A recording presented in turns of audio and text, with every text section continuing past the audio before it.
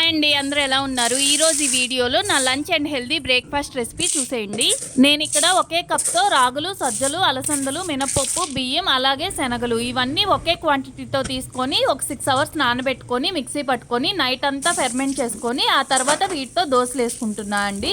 ఈ దోశలు హెల్త్కి చాలా మంచిది, టేస్ట్ కూడా చాలా బాగుంటాయి, చాలా క్రిస్పీగా కూడా వస్తాయి. నా బ్రేక్ఫాస్ట్ వచ్చేసి ఇదే. అలాగే ఈరోజు లంచ్లోకి నేను రెస్టారెంట్ స్టైల్లో రసం పెడుతున్నాను. ఇప్పుడు మీరు చూసిన ఐటమ్స్ అన్నీ మిక్సీ పట్టుకొని పక్కన పెట్టుకోవాలి. అలాగే ఒక టమాటో తీసుకొని చిన్న పీసెస్లా కట్ చేసుకొని ముందుగా నానబెట్టుకున్న చింతపండు వాటర్లో టమాటా ముక్కలు, కొంచెం వాటర్, ఉప్పు, పసుపు అలాగే మిక్సీ పట్టుకున్న పేస్ట్ వేసుకొని కలుపుకొని ఒక 10 మినిట్స్ బాయిల్ చేసుకోవాలి. ఆ తర్వాత దీంట్లో కరివేపాకు, కొత్తిమీర వేసుకొని ఇంకో 5 మినిట్స్ బాయిల్ చేసుకోవాలి. ఇప్పుడు ఇంకో ప్యాన్ పెట్టుకొని తిరగమాత పెట్టుకోవాలి రసానికి.